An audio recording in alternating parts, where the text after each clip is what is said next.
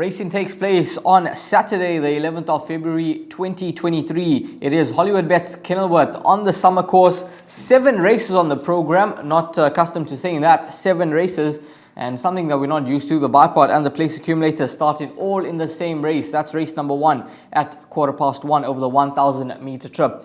I'm chatting to Graham Hawkins on the line. Graham, how are you doing? All good, thanks. Beautiful weather in Cape Town. So, yeah, it's very unusual to have a 7-race card. It's not ideal for a Saturday afternoon standalone meeting.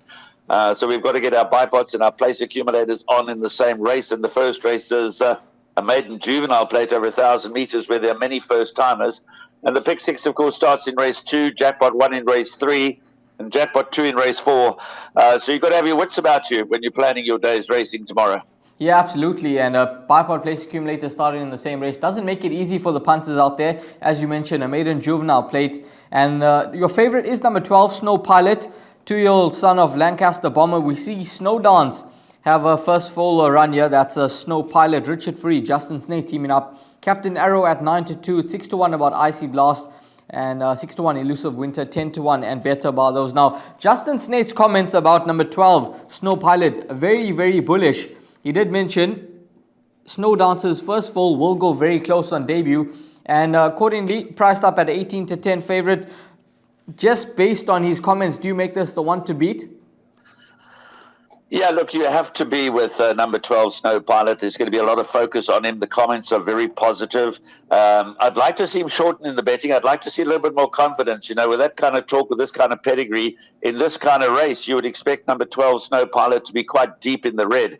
So I'd like to see the confidence follow through with a lot of support for him because he's quite easy, relatively easy to back given his pedigree and given the comments and given the lack of exposed opposition. So the betting is still going to tell a story, but yeah, it's the first fall of the champion Snow Dance. Lancaster Bomber has already caught the eye with a number of juvenile winners. It is the Richard Faree, Justin Snaith combination, owned and bred by Drakenstein Stud. It's all the right sort of ingredients for a success story. So number 12, Snow Pilot's got to be the one to beat. Amongst those that have run before, number 7, Icy Blast, has twice finished second in 3 starts. And there's always been talk about number 8, Captain Arrow from the Candice Bass Robinson yard, but will need to put that disappointing run behind him that of the 7th of January. And then there are 1 or 2 others that also have eye-catching pedigrees. Number 9, Connery, first-timer from the Glen Cotson stable by What a Winter, out of a very quick mare by Captain L. Joe's Bond. And his comments are also very positive. But Connery at the moment is 16-1. But yes, it's all about Snow Pilot. But if you're going to hedge your bets, then you'll need to include number 7, Icy Blast, and number 8, Captain Arrow. Yeah, absolutely. There are 2 horses with the experience under the belt. I thought number 6, Zil Maurice, from the Brett Crawford yard. He's related to quite a speedy sort in the form of Mauritius, who does race over in Mauritius and has won over the 990 meter trip. So I thought he could feature on debut. And then also number 14, Oak Captain from the Greg Inion yard. Keegan DeMello, interestingly enough, gets a ride aboard this individual, who is a 2-year-old son of Captain of All and could be quite speedy on debut, related to the likes of Capitana and Benjamin. So quite a few horses to keep an eye on in race number 1. But the horses with the experience, 7 and 8, could be ones to certainly include into the mix. Now we're going to move along to race number 2, which is the start of the pick 6, 1,200 meters a distance. This is a maiden special weight for the fillies and mares. And when we have a look at the fixed odds betting market, Go Like Flow is your favorite at 11-10. Jade's Cabernet is at 7-2 in the market. Elo Doro at 9-2, What Now My Gal 8-1, along with 105th Avenue, then 12-1 and better by those. Now, first leg of the pick 6, what did you make of this race? I thought a race possibly where you could maybe narrow down your selections. Yeah, you know, number 9, Go Like Flow, almost appeals as a pick 6 banker. I say almost because it's difficult to know what to expect of number 6, Jade's Cabernet, second time out. Richard Faree retains the ride for Peter Muscat. Showed a lot of pace on debut before weakening late to finish nearly 4 lengths behind Kennedy. Obvious scope for improvement. So you've got to respect the chances of number 6, Jade's Cabernet. But the Andre Nel stable will know what to expect because they also trained Kennedy that beat Jade's Cabernet last time. I suspect Go Like Flow may be more promising than Kennedy. So they hold all the aces with number 9, Go Like Flow. very tough to beat. And but I'm not going to banker her because I just don't know what to expect from number 6, Jade's Cabernet. But I'm not looking beyond those two for the winner. Eliodoro's been off the track since March and prefers a lot further. 100 Fifth Avenue's done enough to suggest has a chance for trifectas and quartets. And number 1, the Agent's Muse, is starting to show signs of improvement. A much better run last time out. Was only a length or so behind Go Like Flow. So number 1, the Agent's Muse, could be the surprise package in the race. But it does look as if number 9, Go Like Flow, is going to be tough to beat. Yeah, absolutely. Aldo de Mea aboard for the Andre Nel team, and the Platinum Racing team, the Andre Nel team, have certainly found form of late, and they are booting home the winners. So number 9, Go Like Flow, a worthy favourite in this lineup, and the one that they all have to set their sights on, despite having to concede weight to the whole field. Now we're going to move along to race number 3, 1600 meters the distance. The start of Jackpot 1. It is a maiden special weights. Get your bets on by 2 on the afternoon. Augusta Blue is your 18-10 favorite. It's Falco and Cora at 7-2, Contiguous at 9-2 in the market, and then 6-1 and better bar those. Now, your favorite Augusta Blue, nice run last time out behind Intimidator, doing his best work at the finish. Aldo de Mea gets a ride this time out for Adam Marcus, and he's a 3-year-old son of Gimme the Green Light. He seems to be coming along the right way now, 1600 meters once again, and he should build on his last performance. Yeah, he should. He's been solidly back with when bidding first came out, so there's been a lot of money for number 8, Augusta Blue, and he is starting to get the hang of things. The penny is starting to drop, and he's got to stand a favourite's chance here in this special weights maiden over 1600 meters. But I think there are quite a few with chances. Number 1, Fallow and Cora, obvious chance on its last run behind Destined to Dance. Benelong Point is clearly limited. That's number 3. But that's a special weights race, and he's got 52 kilograms on his back. And with that light mass in these kind of races, he's been threatening to cause a surprise victory, and he certainly has a chance again. Number 3, Donda Storm, is always there and thereabouts. Number 7, Contiguous, may find it tough to give weight all round here. And number 10, Lockheed Lightning, also has some place claims. But the money has come for number 8, Augusta Blue. He's beautifully bred. He's by Give Me the Green Light. He's only had the 5 starts, and he's been improving with each and every outing. But there's one horse that I want our racing fans to consider. Tell me that's number 5. Not to leave out, and that's number 5, Servilius. There we go. Now we're talking. Don't leave out Servilius. Carrying 53.5. He's come with a reputation. He's clearly not a sprinter. He goes 1600 meters for the first time. And you know what, Rahil? I've got a sneaky feeling that we're going to see a lot of improvement from number 5, Servilius. I'm glad you mentioned him because when I was having a look at the card yesterday and saw Servilius in the race with 53.5, I thought 14-1 was a very, very nice price. And I had a chat to Sean Veal just the other day, and he mentioned just wait for this horse to go 1600, and he's found the ideal opportunity to improve. Has number 5, Servilius. So he's one to keep a very, very close eye on. As much as the number 8, Augusta Blue, has found the money and does look to be the one that they all have to beat, Graham and myself both leaning towards number 5, Servilius, has some nice value in race number 3, the start of Jackpot 1. Now we're going to move along to race number 4 over the 1600 meter trip. This is a maiden special weights for the fillies and mares. And horse number 5, Mary Lamb, she's a horse that I think could just be a tough nut to crack in this lineup. Her last start was very encouraging.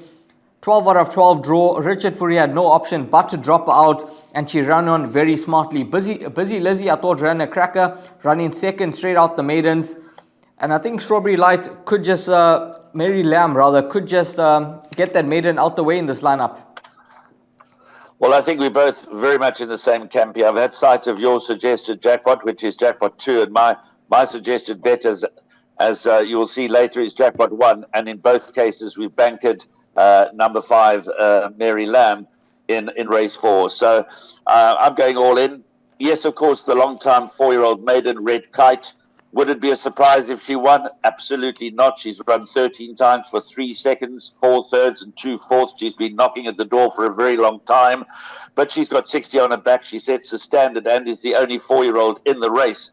But Mary Lamb is a 3-year-old daughter of Dynasty out of a very good race mare. She's improving, much like Augusta Blue in the previous race. She's taken a little while to get the hang of things. but she's coming right with each and every run. And for me, she rates a banker bet. Yeah, absolutely. Mary Lamb, this 3-year-old daughter of Dynasty. Richard Fourie, Justin Snaith, they could certainly have a good day. She's been priced up at 16 to 10, and she looks to be the right horse in the race, and certainly a possible banker when it comes to those pick sixes as well. Now, race number 5. It's a Fillies and Mares 90 handicap over the 1200 meter trip. Quite a competitive event. Miss Greenlight, your favorite at 3 to 1. It's 33 to 10 about Bonica, 7 to 2 about Fun Zone. Horse number 4 from the Piet Steyn yard, JP van der Merwe board, I thought could represent some decent value. She's at around 5 to 1, along with Give Me a First, then 7 to 1 and better about those. Now, Graham, your thoughts on this, on the 5th race on the program? Yeah, it's a very tricky race, isn't it? It's very competitive. It's very open. It's a small field of only 8, but pretty much each and every one of the 8 runners has got a chance. You've picked out number 4, Miss Margarita, as the value. That was already backed in from 10 to 1 down 6 to 1. For me, I'm not saying she's a good thing at all, but I'm going with a little each way selection on the 12 to 1 chance, number 7, Little Miss Pink.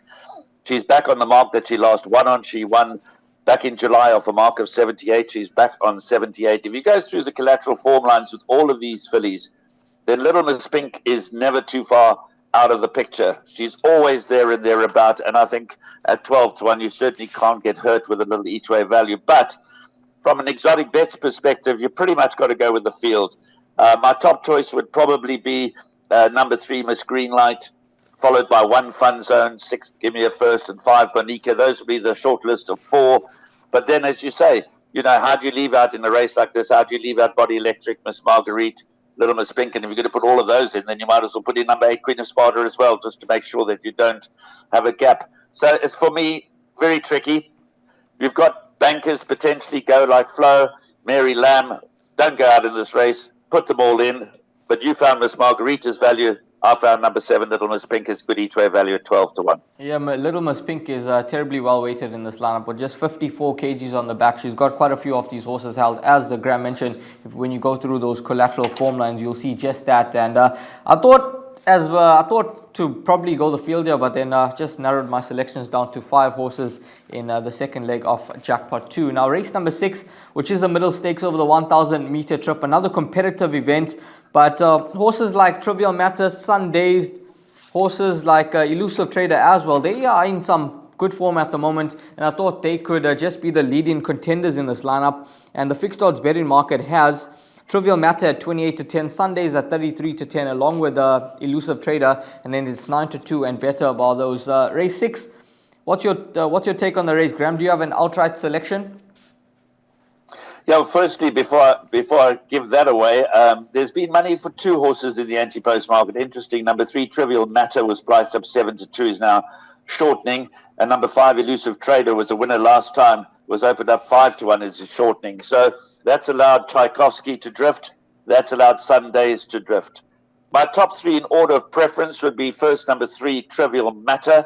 I think he looks ready to win again. Very good effort behind Gladiatorian. We labelled Gladiatorian last time out, and Trivial Matter got closest. I'm expecting Gavin Larena to get the best out of him and for Trivial Matter to go close. My second choice would be number 7, Sun Dazed. Certainly knocking very loudly at the door. Wouldn't be winning out of turn. Possibly does prefer 1,200 meters, but you can't ignore him. Number 1, Tchaikovsky, seems to have found his consistency again, so I'm expecting another big run from Tchaikovsky, and he goes into the mix. Those would be my top 3.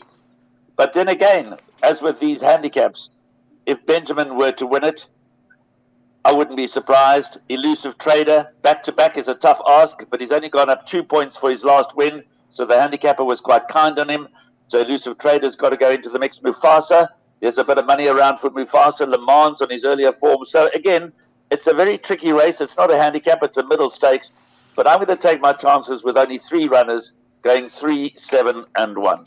3, 7, and 1 for Graham, and 3, 5, 7 for myself in that third leg of Jackpot 2. And the more you assess the race, the more difficult it does become. But Trivial Matter, Eric Sands seems to have found the right race for him, and Gavin Larena could just be on the right horse in the lineup. He does have 3 rides on the day, and he could be possibly coming down for a winner, and it could be number 3, Trivial Matter. Now, race number 7, which is the last race on the day, it is a classified stakes over the 1,000 meter trip, and another race where The more you look, the more horses you're going to find to include into the mix.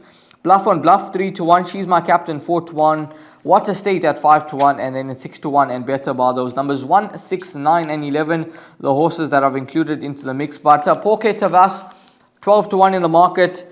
I think the key here is that Keegan DeMello gets a ride for JMT Stewart. Course and distance suited. She's come down in the ratings on a mark of 77, and despite her last start, I think that Keegan could just get the best out of this 3-year-old daughter of Karari. And with a rating drop 12-1, I just think some nice value about this individual. I think you've been cribbing my notes. The upset in this race is number 11, Pork Tavas. There's no doubt about it. Keegan DeMello is a significant jockey booking. He won the last race in the week on Perilla at similar odds. So, you know, he can never be underestimated. He gets the best out of his mounts. And as you say, Pork Tavas only has to find some of her best earlier form to blow this field away. But all of that being said, it's obviously competitive, and they're a number with chances. Bluff on Bluff will go close again. He's not the most consistent around, but certainly ran a good race behind Elusive Trader last time out. What a State was finishing off very well behind Distinction last time. She was lagging somewhere off the early pace, giving the impression that perhaps 1,000 meters is a little on the sharp side. But she'll be doing her best work late. Gavin Larena gets the ride for Adam Marcus. So What a State. She'll be finishing with a flourish. She's my captain. Possibly the one they all have to beat. She's 4-1 in the current market. Richard Faree teams up with Michelle Ricks. And he's only ridden for her 5 times and had 2 winners already. So Richard Faree would like to keep that momentum going with Michelle Ricks. She's my captain, possibly the one they all have to beat. Jury Duty is very consistent. Everlasting could surprise. So, yeah, my top 3 would be numbers 1, 4, and 6 on form, on current form. But I'm certainly throwing number 11, Pork Tavas, into the mix as far as all bets are concerned. Yeah, well, I think we've found 2 nice value horses on a day in the form of Sevilla's Pork Tavas. And if those 2 horses were to arrive, you'll get very, very healthy odds for that double. Even the place double could be worth a go. And Pork Tavas, certainly 12-1 in the market. Nice each way price. Now we're going to move along to the suggested bet part of the show. And Graham will take you through his suggested bet. And Graham, take us through your suggested bet. And then I'll take the guys through mine. So yours is Jackpot 1, mine is Jackpot 2. All right, as you said, mine is Jackpot 1, starts with race 3. Again, a final reminder to all our viewers and listeners that it's a 7-race card, so the bipod and the place accumulator start in race 1, pick 6 in race 2. Jackpot 1, which is what I've suggested, in race 3, which goes off at 14.25. First leg going very wide. 1, 2, 3, 5, 7, 8, and 10. Now, Augusta Blue's getting the money, as we've mentioned, but we both like number 5, Sevillius, at 14-1. To show sudden improvement going the trip for the first time. So that's the result we're looking for, but going wide in the opening leg. I don't mind admitting I've taken some speculative bets on Sevillius already in the anti-post market. Number 5, Mary Lamb, we both agree is a possible banker in the second leg in race 4. Then I'm going 1, 3, 5, 6, and 7. You could go the field, as we mentioned earlier, but I'm going at this stage with Fun Zone, Miss Greenlight, Bonica, Give Me a First, and my roughie in the race. That's currently 12-1, number 7, Little Miss Pink. And the last leg I'm going to row in just with numbers 1, 3, and 7. That's the bones of Jackpot 1. Obviously, you can add in, it's 105 Rand perm for a full unit. But the significant bet there is number 5, Mary Lamb, as the banker. Thanks to Graham for his Jackpot 1 bet there. Now we're going to move along to my suggested bet, which is Jackpot 2. Banker number 5, Mary Lamb, by numbers 1, 3, 4, 5, 7, by 3, 5, 7, by 1, 6, 9, 11 to close off proceedings. And that's race number 7 at 10-5. Graham, thank you very much for your assistance and for your insight into racing over at Hollywoodbets Kenilworth tomorrow. All the best and have a good weekend. Thank you very much, Rahil. Well, our fans and racing viewers would know that if Sevillius wins, if Mary Lamb wins, if either Miss Marguerite or Little Miss Pink wins and Pork Devar the last, well, then we'll have got a lot. Absolutely, and we'll probably go on holiday after that. But thanks very much to Graham for his assistance and for everything that he does with these Hollywoodbets Kenilworth selection shows. All the best, guys. Hopefully you find all the winners and make lots of cash.